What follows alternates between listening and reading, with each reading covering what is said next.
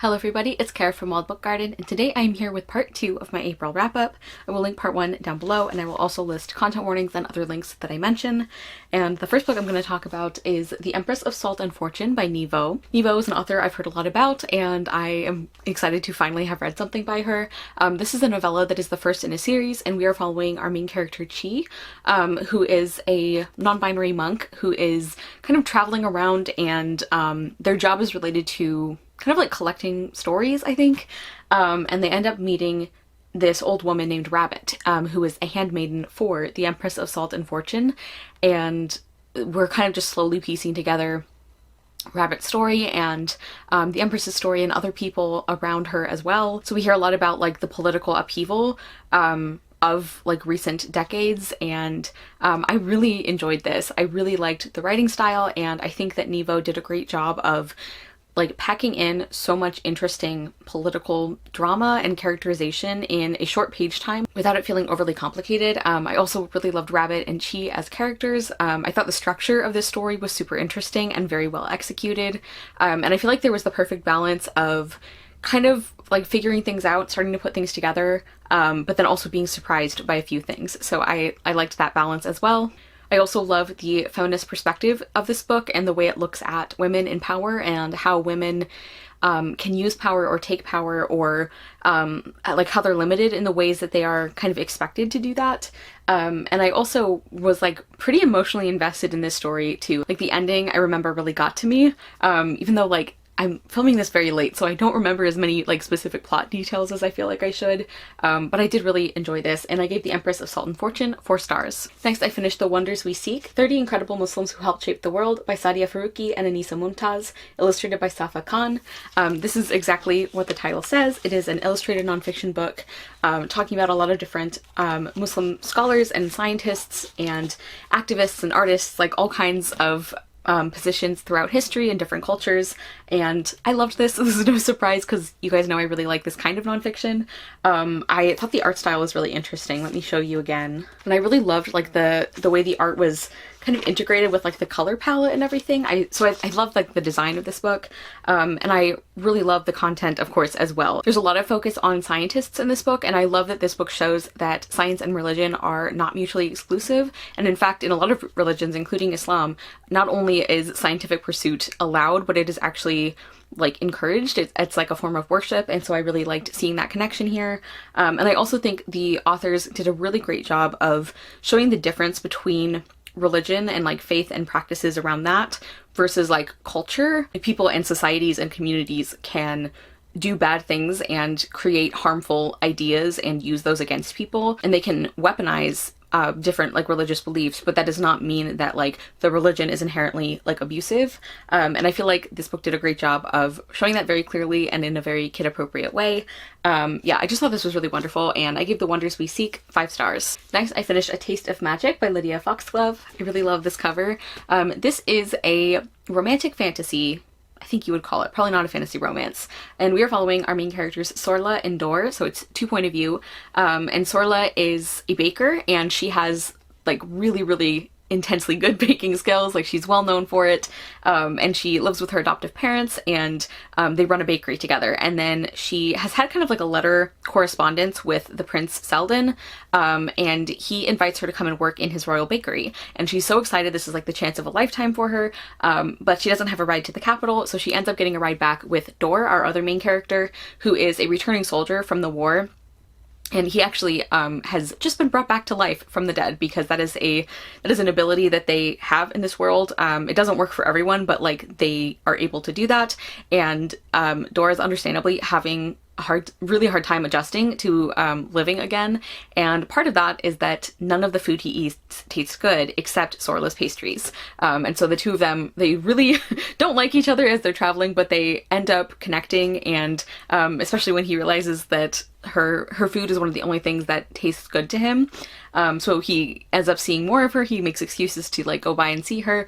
And yeah, it's just about their developing relationship. But there's also a lot of like politics and kind of like looking at the aftermath of war and conflict. And also something that's really interesting is the way this book explores like personhood and like life and existence and everything, because Dor has obviously been brought back to life, but Sorla is actually, I forget the name for her, but she's almost like a golem, kind of. Like, they don't call her that. The Fanarlem, and they are created by calling a soul into an artificial body made lifelike by magic. So sort of like a fantasy AI, and I really liked the way that was talked about and explored, and I thought that connected with the world building and the kind of political conflict really well. Also, I love that in the foreword, the author starts with, if you hate long, high fantasy world-building introductions, don't panic. You don't have to read any of this to proceed. Anything important is in the story itself. So the author is like, this is, you know, extra information, but you can just pick up everything from the story itself, which I appreciate the author making that clear. Yeah, so I did enjoy this a lot. I really liked our two main characters, especially Sorla. Like, she is just an absolute radiant little sunshine bean, and I love her. And she's one of those characters who has been through so much. She has been through some really horrible things. She's actually been enslaved before, because that is something that some countries do to the Fanarlem. So she's been through, like, absolutely horrible things, and her response to that is to love people and to be happy and to try to bring people joy. And I just really, like, appreciated that. Like, she is a very, like, sunshiny kind of character, but not in a flat way, or a stereotypical way. And I really liked seeing her and Dor's like, relationship kind of develop. I also thought Prince Selden was a very interesting character, and some of the supporting characters. I also really loved some of the friendships and the family relationships. Also, I am really glad to see, I think it was in the author's note maybe, there's like one supporting character in particular who I really liked, and I was hoping for a spin-off, and I think we might be getting one, which is very exciting. Of course, I liked the baking element, and I mentioned, like, really liking I thought the political stuff and, like, the character stuff and everything was pulled together pretty well. One of the only drawbacks for me, and maybe this is partly because of, without realizing it, I was comparing this to other, like, romantic fantasies that I've read and loved, but there were parts of the romance that I think, like, didn't work for me as well as I hoped they would. Like, I did enjoy Sorla and Dor together, and they had some really lovely moments, but I just think that, I don't know, maybe it's that I wanted, like, more of the, like, development, like the lead up to them realizing that they like each other. Maybe that was part of it, but also there was, like, some kind of weird stuff around, like, the physical intimacy part of their relationship, and I think some of that was good because it was, like, used to talk about, like, bodily autonomy, and, like, for Sorla especially, and, like, you know, what that's like for her as a Fanarlem. So, like, I totally get that, but I don't know, there was some things said about, like, for example, the way that, like, Dor realizes that, oh, he finally wants to live again is that, like, he's now having sexual urges again, kind of, like, implying that that is, like, necessary to be alive, or that's how you know you're alive. So there's kind of some, like, unexamined acephobia potential there, and just, like, other things about their relationship that I just think didn't quite work for me as well as I was hoping. So, like, I overall did really enjoy this, but it wasn't, like, quite a new favorite like I was hoping it would be, but I still gave A Taste of Magic 4 stars. Next, I finished The Duchess Contract by Samantha Hastings. This is another novella. I think it's in the same series as the romance novella I read recently and hated. And this was another one I hated. I gave The Duchess Contract 1 star. Our main characters are Selena and Lord Theophilus, I think, which is, you know, a choice. He sometimes goes by Theo, so I'm gonna call him that. So our main character Selena makes perfumes, and that's what she wants to, like, do for a business. Like, she wants to be self-supporting, and in exchange for getting her perfumes placed in major shops in London, she signs a contract with her father that she's going to marry the reluctant son of the Duke of Hamford, who is Theo, who, of course, he doesn't want to wed her either. He wants to go to Africa and study the animals there, but his father, the Duke of Hamford, desperately needs her dowry, so... And it's a marriage of convenience story, which is a trope I love, but this was a terrible version of it. I really, really hated this book. I think in my Goodreads review, the only thing I said was, like, the best thing I can say for this is that it was short, which is true. Like, I really have no other positives. I thought the characterization was, like, really just unpleasant. Like, I was excited for the premise, because not only do I love marriage of convenience, but I also like the idea of the female lead, you know, trying to open a perfume business. I thought that was going to be really cool. That was, like, barely important. And I thought the way that, like, these two characters' interests was, like, shoehorned into the story was just so like obvious and weird. Also the plot was absolutely absurd. They end up like planning a rescue of a lion from the Tower of London, which like I just don't think the tone worked. I don't know if it was trying to be like a fun campy adventure or what. It probably was, but it just felt like stupid. And like, to be clear, I think that plot element could have worked in a story, like in a romance, and I just don't think this was well written. And speaking of that, I also absolutely hated the writing style. It is like so clunky, and like the transitions between paragraphs and scenes were like not great. I also, this is like a pet peeve of mine, but I really hate how quickly, I remember specifically for the male lead, I don't remember if Selena does this as well. I think she does, but maybe not as much. They like still absolutely can't stand each other, but they're also thinking about like how horny they are for the other person. And that especially makes me uncomfortable in a historical setting when the characters are married and like consent is not a thing, you know? I just had to look and check this because I thought I remembered something about this. And yeah, related to that, I hate the fact that they are having sex before they like each other at all. Like, it's theoretically consensual in that they have an agreement that like, because like, of course they don't want to be around each other. And so as soon as Selena gets pregnant, then Theo is like allowed to go off to Africa to like look for the animals or whatever. So like, theoretically they are both willing, but it's a historical and it really doesn't feel that way, and like it's not really dwelled on, but I just really, really hate that in a romance, to know that that kind of like physical intimacy is happening before the characters actually want it. And it's like they are like attracted to each other, but like that's not the same thing as like giving consent. And I just really, really hated that. I hated the way that was done here. I also don't understand why these characters ended up liking each other at all. Like, it is a novella, but as I've said before, you can have relationship development in a very short page time. Like, if you're a good author and if you know, handle things well, and I just don't think this book did. Like, the only personality traits that these characters had were very few and very clumsily written, and also just not written in a way that like their romance made sense at all. Like, I just don't understand. It's like sheer proximity, I guess. I don't know. I think I must have like just mentally deleted most of this story from my brain, because I don't, like, I know there were other things I wanted to talk about that I hated, and I can't remember them, so I'm just gonna move on. But 1 star. I don't know that I'm going to be trying other novellas in this series. Next, I finished A Stage Full of Shakespeare Stories, 12 Tales from the Bard Retold for Children, written by Angela McAllister and illustrated by Alice Lindstrom. I do love the illustrations.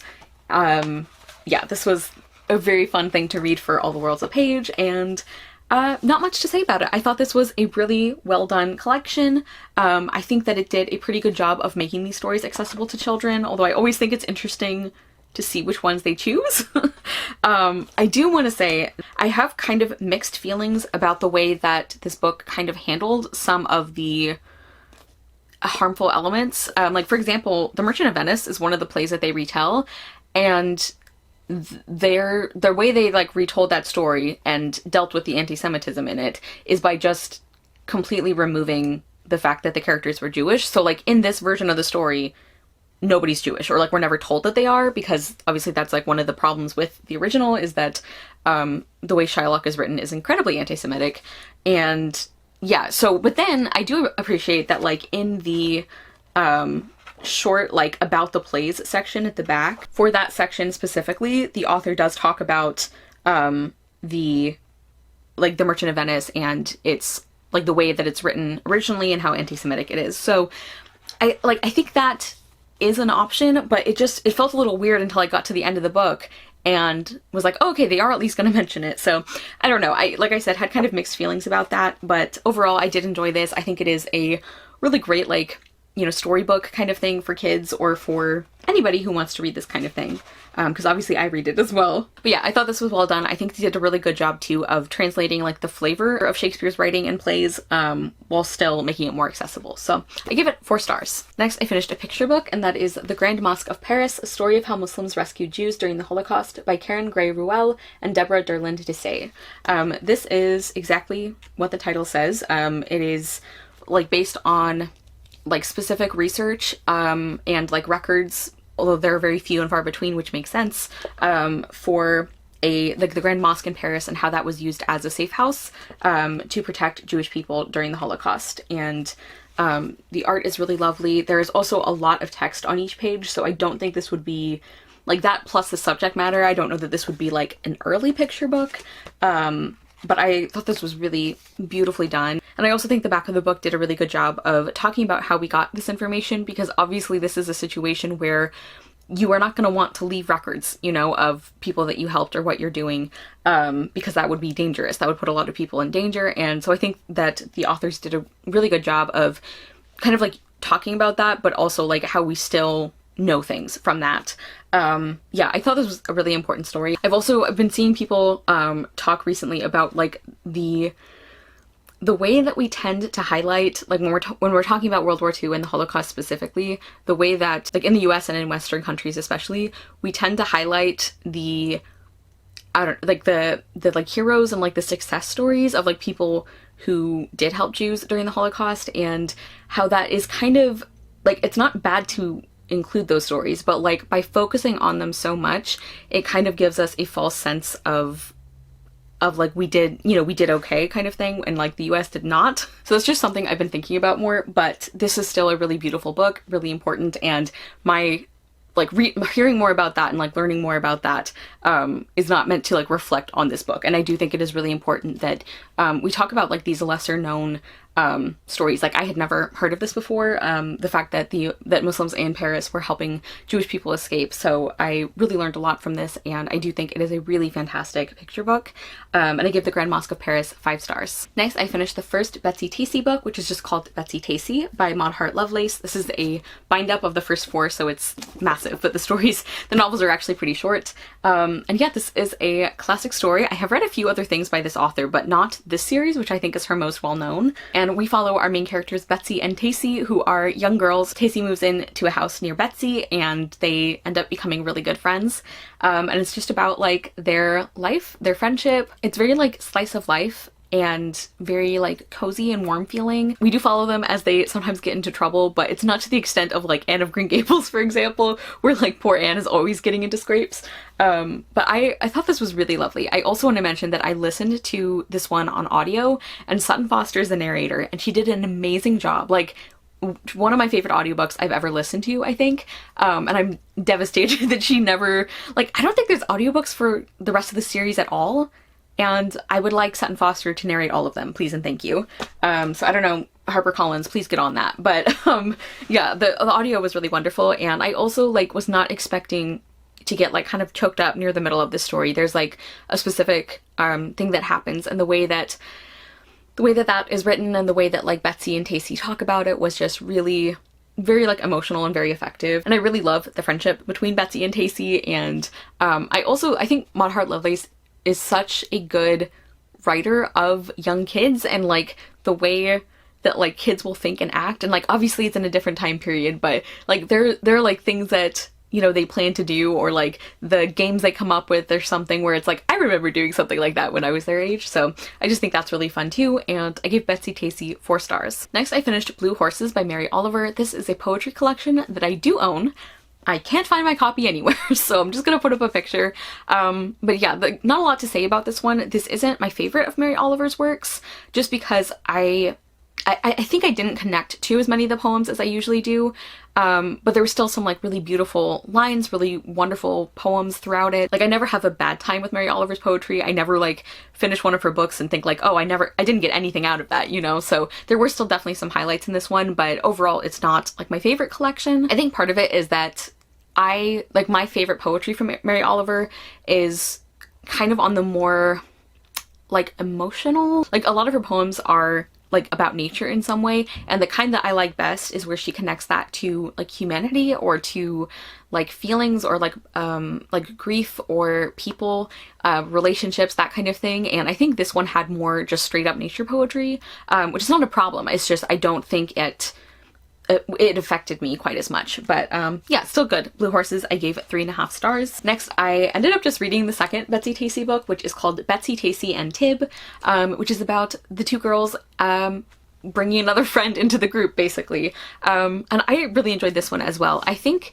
maybe story-wise, I didn't enjoy it quite as much as the first one, but I did really love all of our girls' friendships, and I really love too how, like, it's never, like, Betsy and Tacy being friends and then also becoming friends with Tib, it's never like a bullying thing or like one girl feeling left out. Like, obviously they sometimes have, you know, like disagreements or conflicts between them, but it's never like you can only have one friend at a time sort of thing.